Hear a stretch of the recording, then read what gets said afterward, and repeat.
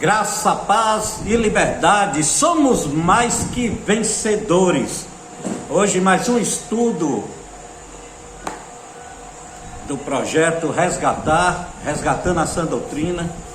Hoje o estudo da importância da igreja. Nós viemos na primeira semana no estudo a certeza da salvação. Na segunda semana, foi a semana passada,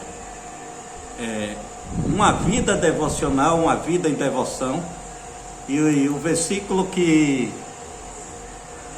ficou para nossa memorização foi o Salmo 119:11, que é: escondi a tua palavra no meu coração para não pecar contra ti. Salmo 119:11. Hoje estudaremos a importância da igreja. Estamos direto da Church Jesus Reina, da sede congregacional em Feira de Santana, Bahia. Este que vos fala é o Bispo Cláudio Ribeiro. Os irmãos que estarão, os irmãos amigos que estarão vendo, assistindo este vídeo no YouTube, acompanhe com atenção.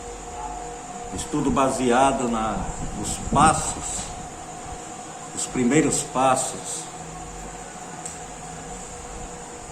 cristão, e é de grande importância. Os objetivos da importância da igreja. O objetivo desta lição é aprender o que é a igreja segundo o Novo Testamento.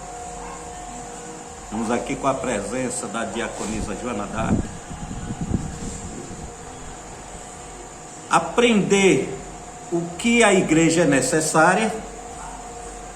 Aprender quais as características de uma igreja bíblica.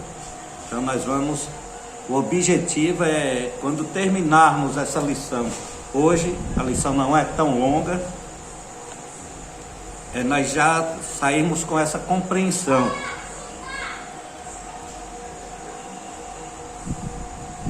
Primeiro, a importância da igreja. O que é realmente a igreja? Hoje em dia a gente vê as pessoas com a ideia da igreja só a igreja local, a igreja como um templo onde reúne as pessoas, a casa, né? O local onde reúne as pessoas. E no contexto bíblico, ela fala de uma forma universalizada, não só local como denominação, que hoje a ideia é só a igreja, é a denominação igreja. Qual igreja? Né? Igreja tal, igreja de fulano, igreja de ciclano. Hoje se tem muito, até os nomes das igrejas às vezes são deixados até de lado. As pessoas fazem referência mais ao líder. Eu vou para a igreja do pastor fulano, do bispo fulano, do apóstolo fulano. A característica do nome da denominação muitas vezes é deixada de lado, mas a Bíblia vai de forma muito global e também de forma localizada, e nós vamos aprender isso, né? Na Bíblia a palavra igreja tem dois sentidos. Algumas vezes ela é usada me referir à totalidade de cristãos no mundo. Ela faz referência a todos os cristãos no mundo, então faz referência como a igreja globalizada, e isto é, a igreja universal, ou globalizada, a igreja universalizada. Não é a denominação, e sim de forma global. E a igreja no sentido, a igreja restrita a um grupo. A denominação, tradição ou regionalizada, a igreja determinada em tal local. Então, mas em sua totalidade a Bíblia faz referência ao termo igreja numa abrangência total daqueles que são salvos em Cristo Jesus.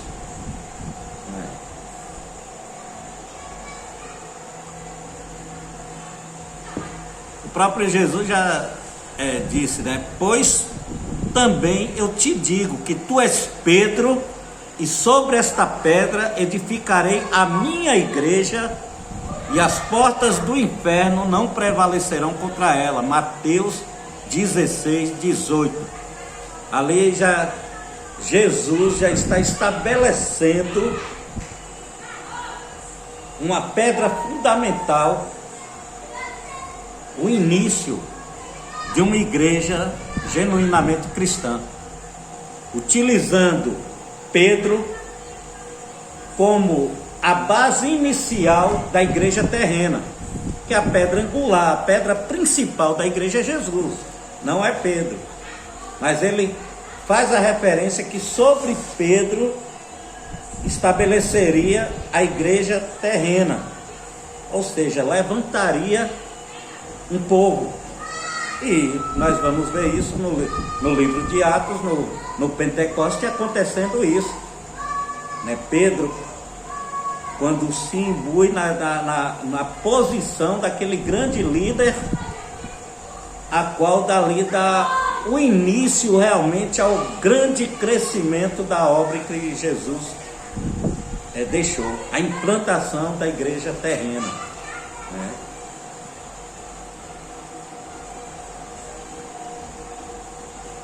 E vem com a promessa, né? Quando ele estabelece que Pedro iria ser este ponto inicial para o início da igreja, ele diz: e sobre esta pedra estabelecerei a minha igreja, e as portas do inferno não prevalecerão contra ela. E nós vemos até hoje a igreja, por mais que se lute, por mais que haja divisões, a igreja está estabelecida e o inferno não prevalece. A palavra do Senhor está aí, sendo pregada, sendo levada os quatro cantos do mundo, através das igrejas sendo estabelecidas, abrindo as portas em cada localidade.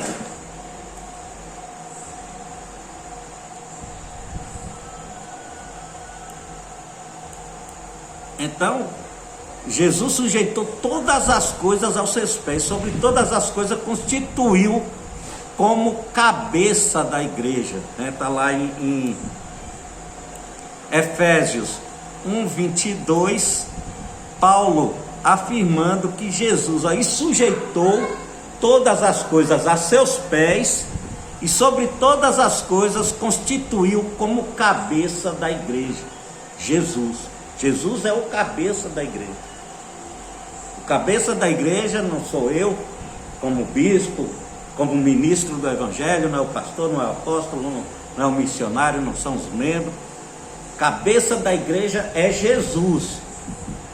Nós administramos aquilo que o Senhor entregou aqui para nós cuidarmos. Nós somos os líderes terrenos, mas o cabeça da igreja é Jesus.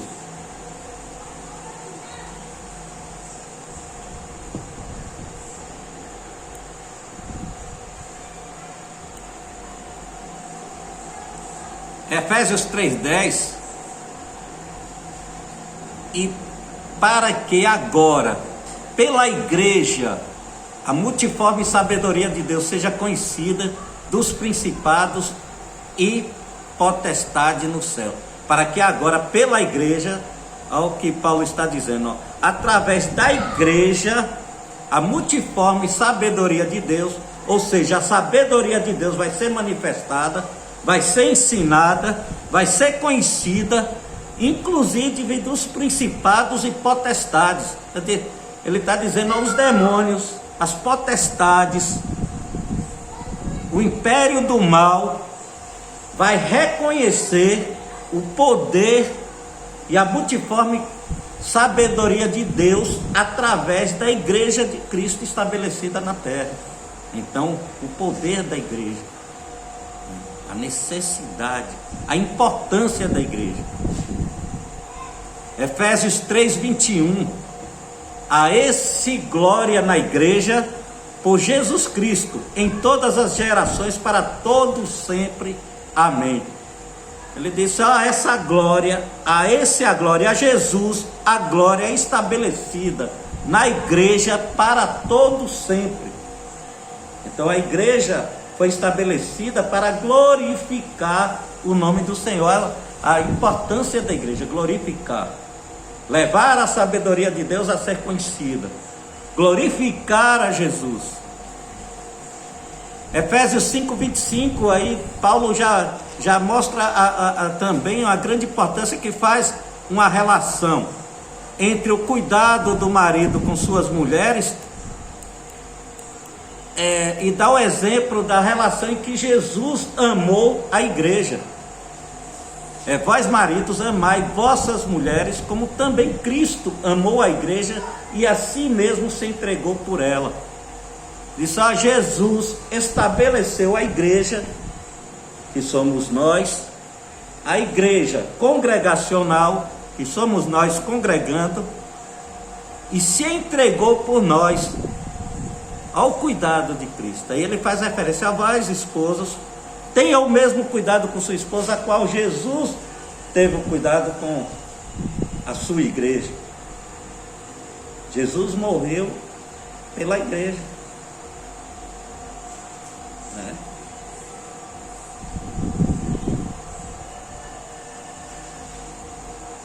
Hebreus 12:23.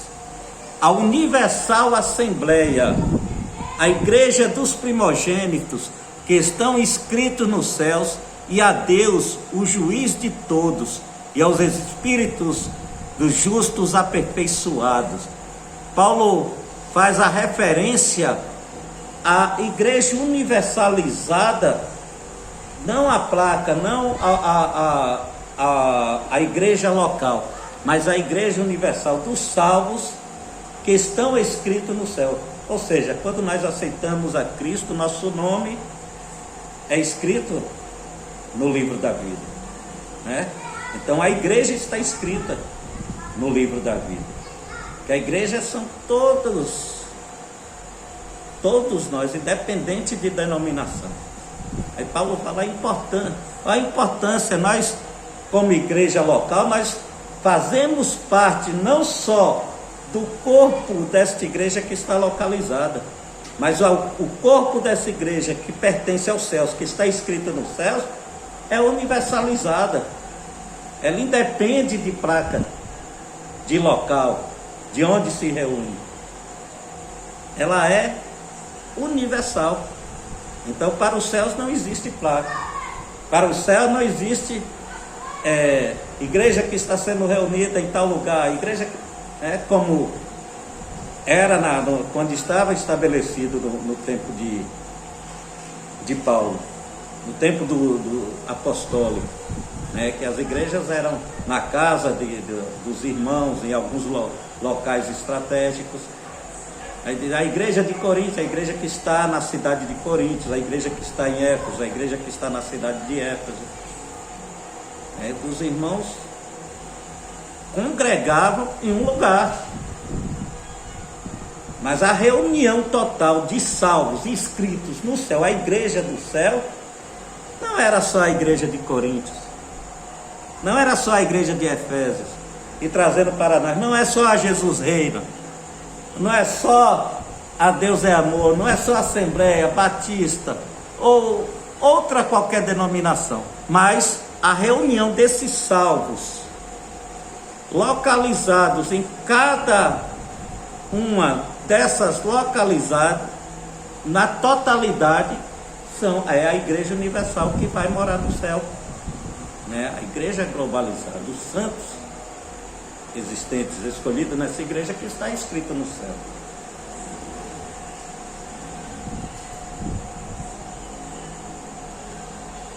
Atos 8:1.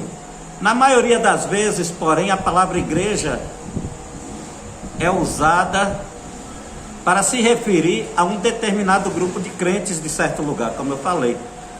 Então, em Atos 8:1 diz aí: fez-se naquele dia uma grande perseguição contra a igreja que estava em Jerusalém, e todos foram dispersos pelas terras da Judéia e de Samaria, exceto os apóstolos.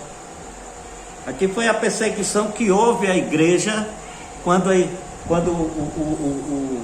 os discípulos, os apóstolos começaram a disseminar. E os governantes daquela época sentiu-se que a religião, que essa nova,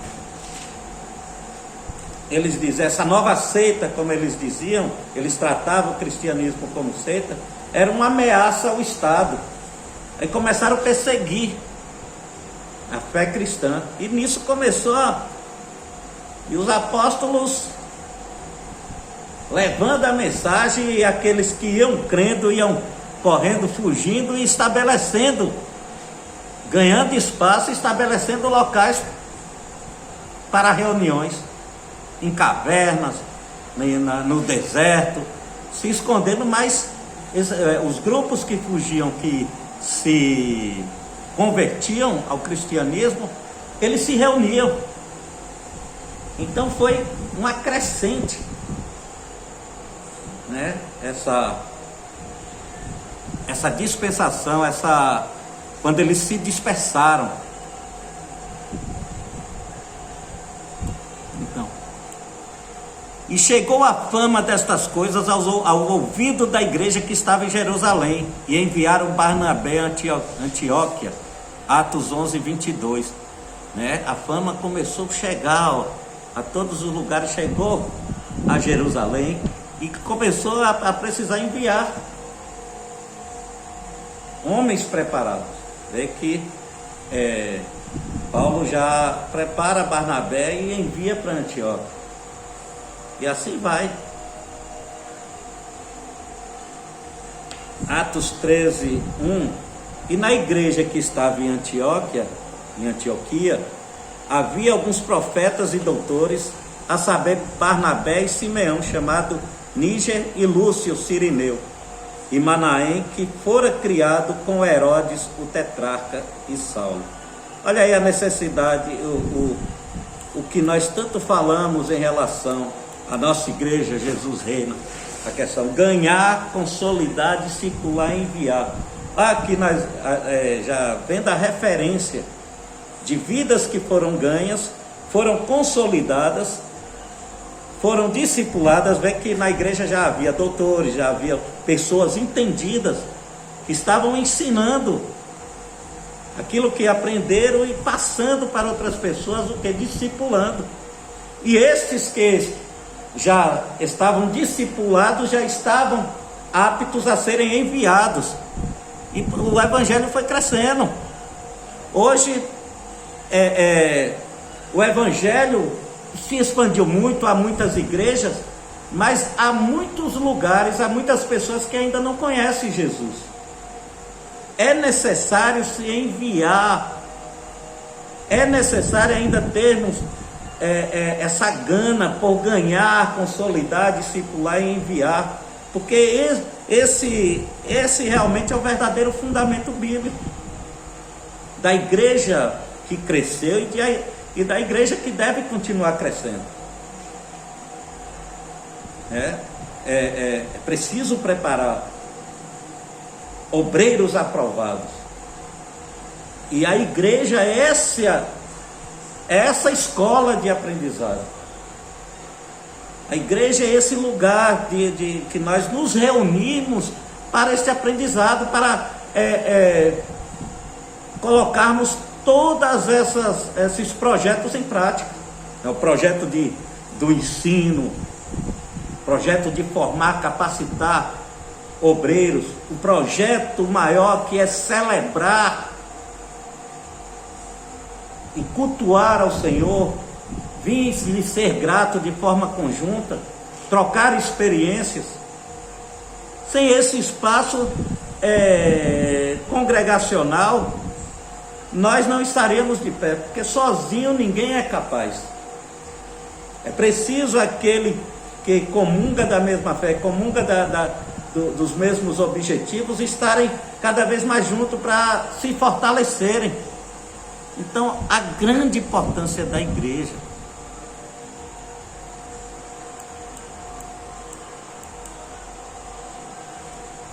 É lá Romanos 16, 1 aí. Recomendo-vos, pois, Febe, nossa irmã, qual serve na igreja que está em Secreia. Em 1 Coríntios 1, 2, a igreja de Deus que está em Corinto, aos santificados em Cristo Jesus, chamamos santos, com todos os que em todo lugar invocam o nome do Senhor Jesus, Senhor deles e nosso. Então, a referência de que a igreja de Cristo, estes que professam a fé aqui na Jesus Reina, aqueles que professam a fé em outra denominação, servem ao mesmo Senhor e Salvador. Podemos ter costumes diferentes? Sim. Mas o que nos une, o que vai nos levar ao céu, é o que nos une, Jesus. Em cada congregação dessa, no passado, tinham-se costumes diferentes. O que não tinha de diferença era a essência da doutrina cristã. Jesus morreu e ressuscitou em prol dos nossos pecados. Jesus deu a vida por sua igreja. E esse deve ser o reconhecimento que une a igreja local, a igreja Jesus Reina, a igreja Assembleia, a igreja Quadrangular, a igreja Batista, a igreja Apostólica, e assim vai.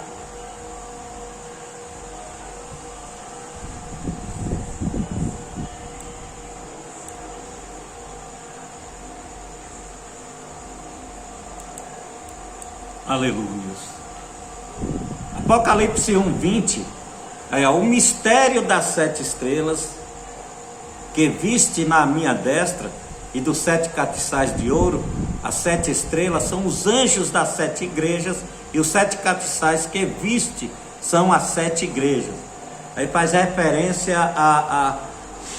às 7 igrejas lá no Apocalipse, as igrejas a qual o Senhor enviou o mensageiro e enviou as mensagens, né? O que esse texto nos traz de consistência no que estamos estudando aqui?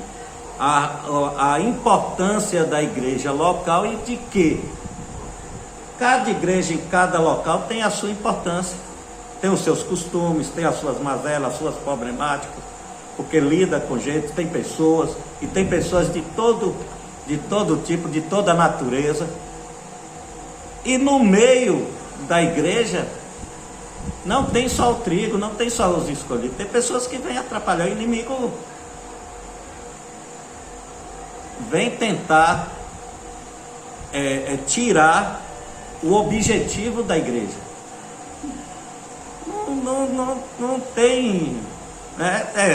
Tanto que a palavra de Jesus disse que importava que o joio crescesse junto com o trigo. Vai acontecer problema na igreja, onde tiver gente, vai ter alguma situação desagradável. Mas uma coisa é a diferença do objetivo da igreja. O objetivo da igreja estabelecida é pregar o evangelho, é ensinar o evangelho, ensinar o amor. E essa essência não pode e jamais deve ser maculada. Pode até chegar pessoas a não obedecerem, a não querer, então vai sair. Não vai se adaptar, não vai ficar. Porque a igreja tem uma doutrina, a igreja tem uma forma de orientar e de estabelecer. Além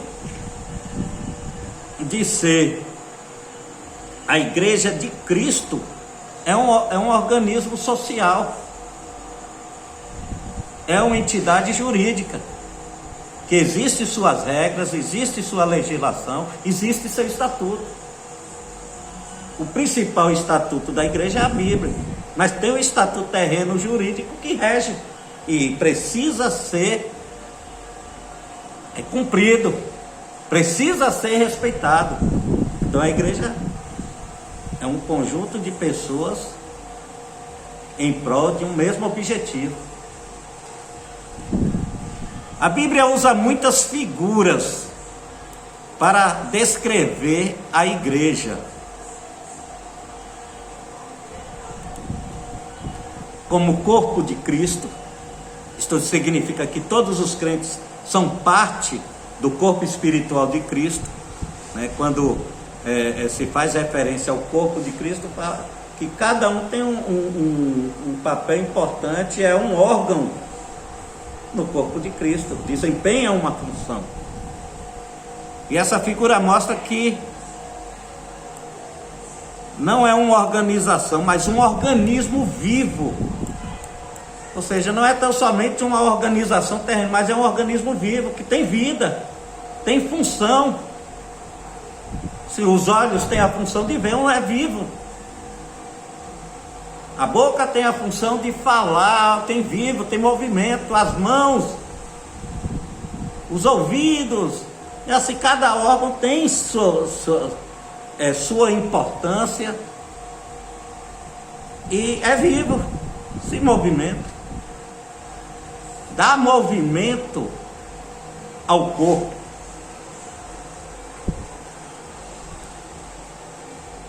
Então, acerca dos dons espirituais, não quero, irmãos, que sejais ignorantes. Vós bem sabeis que erais gentios. Olha só o que Paulo diz em Coríntios: que erais gentios, levado aos ídolos mudos, conforme erais guiados. Portanto, vos quero fazer compreender que ninguém que fala pelo Espírito de Deus diz Jesus é anátema, ou Jesus é mentiroso, ou Jesus, né? E ninguém pode dizer que Jesus é o Senhor senão pelo Espírito Santo de Deus. Ora, há diversidades de dons, mas o Espírito é o mesmo. E há diversidade de ministérios, mas o Senhor é o mesmo. Olha o que ele fala, a diversidade de dons dentro do organismo, dentro do corpo, há diversidades de dons, mas o Espírito é o mesmo. O Espírito que atua na senhora que tem o dom de aconselhar, tem no outro que tem o dom de cantar, no outro que tem o dom de pregar, no outro que tem o dom de cuidar, de zelar da casa do Senhor, outro que tem o dom de ir em busca das almas mesmo, né? Outro que tem o dom social, e assim por aí vai. O mesmo Espírito é o que atua, e o mesmo Espírito que atua na nossa igreja, Jesus reina, no nosso ministério, é o mesmo Espírito que atua nos demais ministérios, de forma diferenciadas.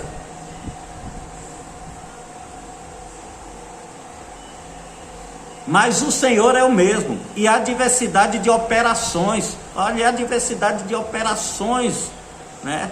Mas é o mesmo Deus que opera tudo em todos. Mas a manifestação do Espírito é dada a cada um para o que for útil. Aquilo que for útil, o Espírito, a manifestação do Espírito vai ser dada. Porque a um pelo Espírito é dada a palavra da sabedoria, a outro pelo Espírito a palavra da ciência. Olha só, ele vai abrangendo vários setores.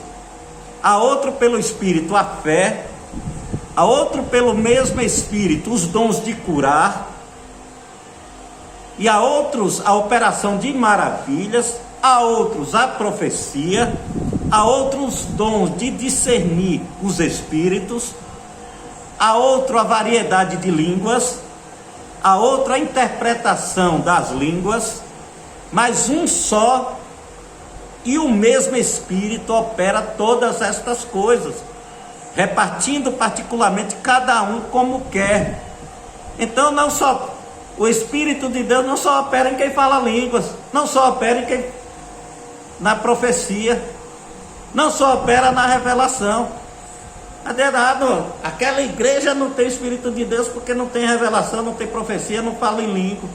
E operar o milagre, e o dom da ciência, o estudo, o estudar, o ir a fundo, que ciência é ir a fundo, é buscar, esmiuçar. Né? O dom da sabedoria, da palavra.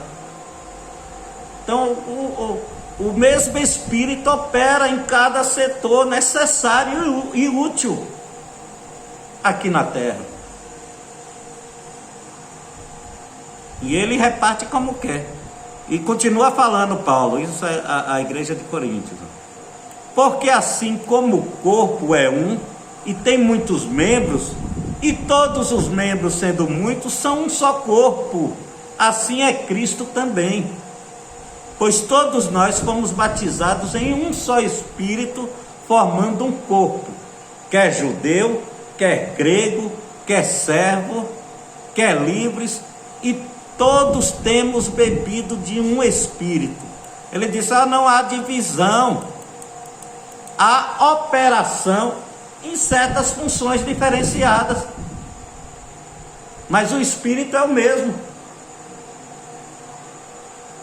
O mesmo Deus que é anunciado na Jesus Reino é anunciado em outro ministério. A manifestação é que pode ser diferente, junto com os seus costumes, que é de utilidade terrena. Aí vai, ó. Porque também o corpo não é só um só membro, mas muitos. Se o pé disser, porque não sou mão, não sou do corpo, não será por isso do corpo? Se a mão disser, eu não sou pé, o pé não disser, não sou mão, ele deixa de ser do corpo por conta disso? Está no corpo, com utilidades diferentes, mas é um corpo.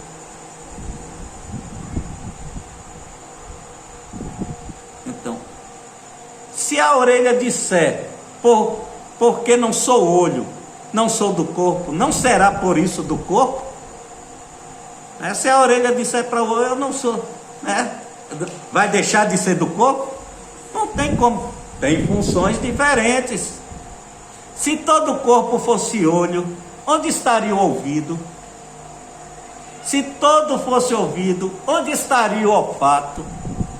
Está aí o grande mistério, essa é uma observação minha, não está no texto bíblico. Isso aí está o mistério dessa que pensa ser divisão. Não é, são utilidades do corpo de Cristo em funções diferentes, mas o corpo é um só, está ligado no mesmo Espírito de Deus. Mas agora Deus colocou os membros no corpo, continuando o texto de Paulo à igreja, mas agora Deus colocou os membros no corpo, cada um deles como quis. E se todos fossem um só membro, onde estaria o corpo? Assim, pois, há muitos membros, mas um só corpo. Há muitos membros, mas um só corpo. Assim, pois, há muitos membros, mas um só corpo. E o olho não pode dizer à mão, não tenho necessidade de ti, nem ainda a cabeça aos pés, não tenho necessidade de vós. Antes, os membros do corpo, que parecem ser os mais fracos, são necessários. Os membros que parecem ser os mais fracos, são necessários.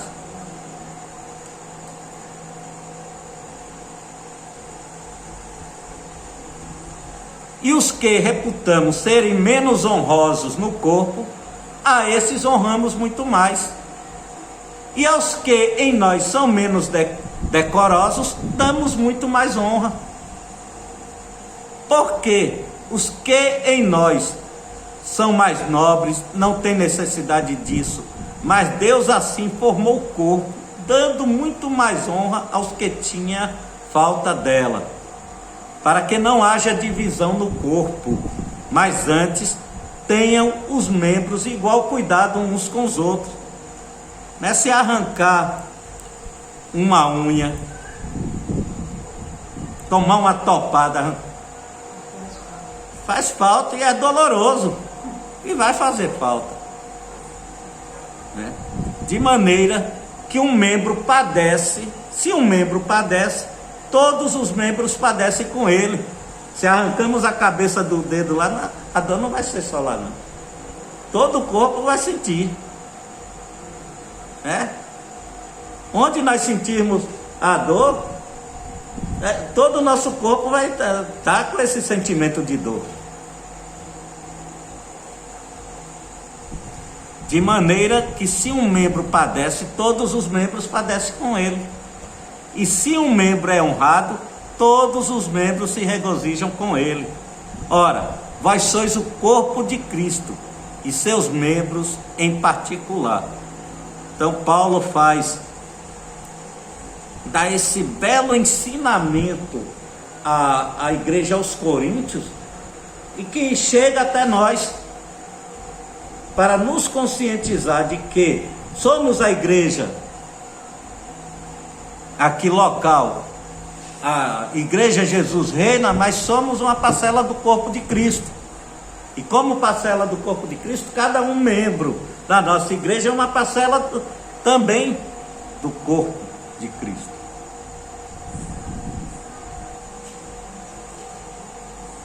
Então, família de Deus, essa figura enfatiza o novo relacionamento de cada crente com Deus, baseado na filiação, além dos laços que nos unem uns aos outros na comunidade da fé. Então nós somos, na verdade, uma família, né? Somos um membro do mesmo corpo, nos tornamos uma família, e a família de Deus, filiados em Cristo Jesus. Nós vemos isso, que nós nos tornamos filhos de Deus através de Cristo.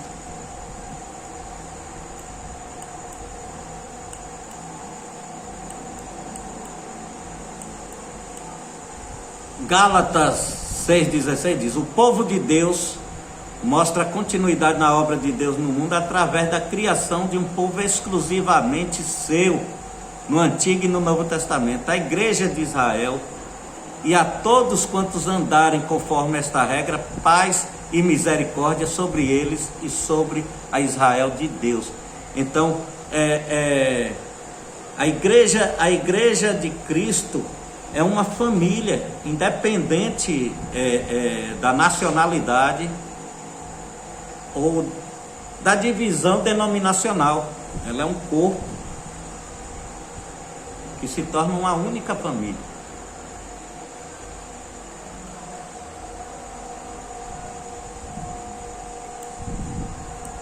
A igreja é a casa espiritual, né? Aponta para o papel de cada crente como parte do edifício espiritual que é edificado por Deus e que tem Cristo como alicerce. Vós também, como pedras vivas, sois edificados, casa espiritual e sacerdócio santos, para oferecer sacrifício espiritual agradável a Deus por Jesus Cristo. 1 Pedro 2,5. Então, por que a igreja é necessária? Por que a igreja é necessária?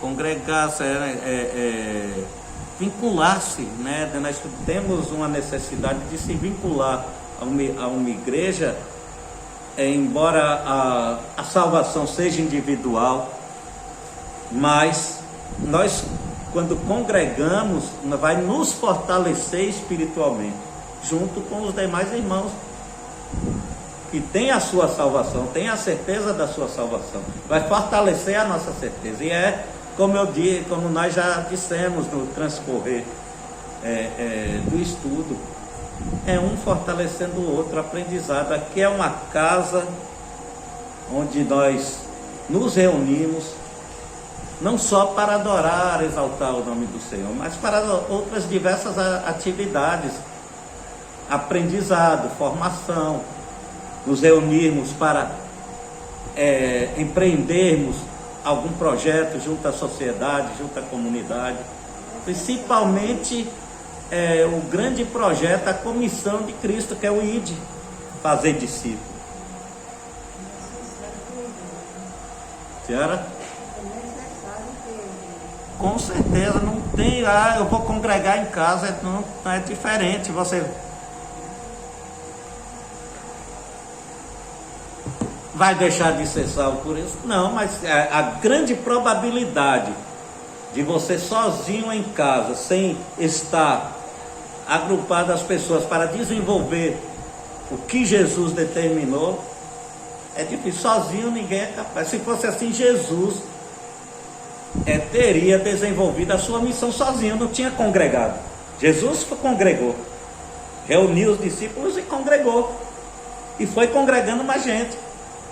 Ele congregou para adorar a Deus, que oravam, louvavam, e ensinar para desenvolver o ID. As ações que tiveram de cuidados às pessoas, de ações sociais, alimentaram pessoas, cuidaram de gente. Isso é um cuidado organizacional de uma congregação. Jesus congregou.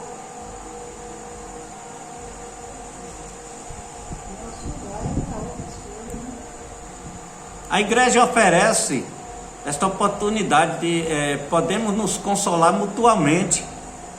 Isto é, para que juntamente convosco eu seja consolado pela fé mútua, assim a vossa como a minha.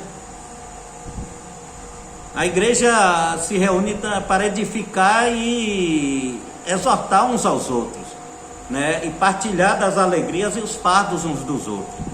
Levai as cargas um dos outros, e assim cumprireis a lei de Cristo.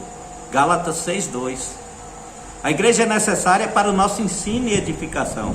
Ela oferece a oportunidade de aprendermos e praticarmos a sã doutrina, né? Já falamos sobre isso. A igreja nos oferece a oportunidade de adorar a Deus comunitariamente, de forma comunitária. Efésios 4:14 também faz essa referência. A igreja nos dá a oportunidade de trabalharmos para o Senhor. Nos reunimos para fazer o ID, a questão do enviar. A igreja tem essa função.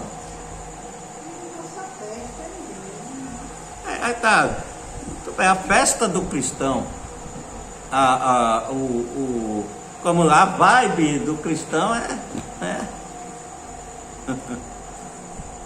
Deus ordena também que façamos boas obras, as quais demonstram a nossa fé e glorificam a Deus no mundo. Então assim resplandeça a vossa luz diante dos homens, para que vejam as vossas boas obras e glorifiquem o vosso Pai que está no céu. Mateus 5:16. E é de forma organizacional que conseguimos fazer isso, né?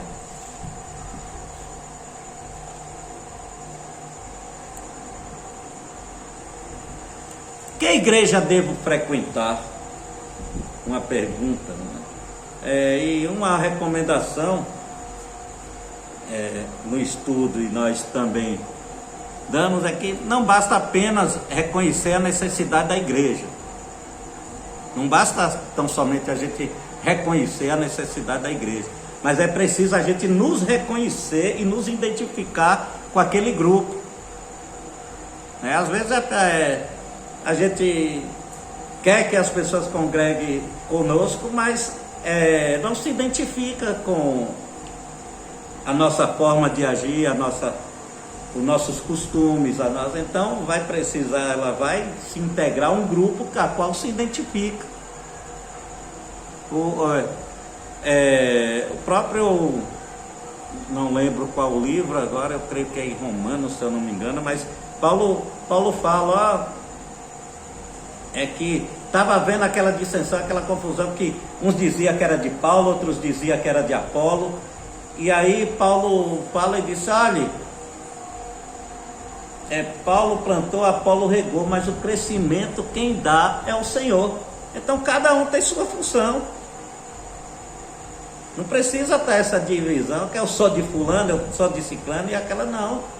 Todos têm a sua função especial e necessária, como nós vimos.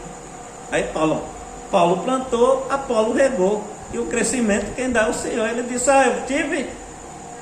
eu tive o trabalho de plantar, e larguei Apolo regando, e fui fazer novas plantações, e aí vai. Então, cada grupo vai ter uma missão específica aqui na Terra. Então, eu preciso identificar. Tem grupo que tem, onde a nossa igreja, né, falando no nosso ministério Jesus Rei, o nosso propósito é fazer discípulo. O nosso propósito é ganhar, consolidar, discipular e enviar. É formação e capacitação. É chegando novos membros, se desenvolvendo e sendo enviado para fazer a boa obra. Essa é a nossa missão. Então, busca uma igreja, primeiro, que exalte a pessoa de Jesus. Se Jesus não for exaltado neste lugar, pule fora, né? Que o nome de Jesus seja exaltado. Que Deus em Cristo seja o único caminho para a salvação. Que a Bíblia seja o norte, o oriente, né? A base orientadora. A Bíblia seja a regra de fé e conduta e prática. Busque a igreja que enfatize a necessidade de se pregar o Evangelho, que é a decisão para tornar a pessoa cristã e apta à salvação. Busque a igreja que tenha ambiente de amor e comunhão cristã. Busque uma igreja cujos membros procurem viver uma vida de obediência a Deus e um bom testemunho ao mundo. Então, essas são as nossas orientações, orientação do estudo. É para que você que esteja pensando em frequentar e em agregar a algum grupo, que a igreja é você, mas congregar, procure essas características. O versículo para memorizarmos hoje, e pode existir outros critérios pessoais também, que as pessoas podem, né, como eu disse, se identificar com o grupo, para essa coisa. Mas sendo que Jesus é o alvo. Versículo para memorizar: não abandonemos a nossa congregação, como o costume de alguns. Hebreus 10, 25. Vamos lá? Não abandonemos a nossa congregação, como é costume de alguns. Hebreus 10, 25. Hebreus 10, 25. Não abandonemos a nossa congregação, como é costume de alguns. Hebreus 10, 25. Que Deus em Cristo abençoe a tua vida, possa colocar todos os ensinamentos deste estudo em prática em seu viver. Amém? A semana que vem daremos continuidade com a importância da oração. A importância da oração. Amém? Que o amor de Deus Pai, a graça salvadora de Cristo Jesus, as doces e infalíveis consolações do seu Espírito estejam nas vossas vidas, hoje e eternamente. Amém? Somos mais que vencedores. Somos mais que vencedores. Jesus reina neste lugar. Jesus reina na tua vida. Jesus reina nas nossas vidas. Deus abençoe.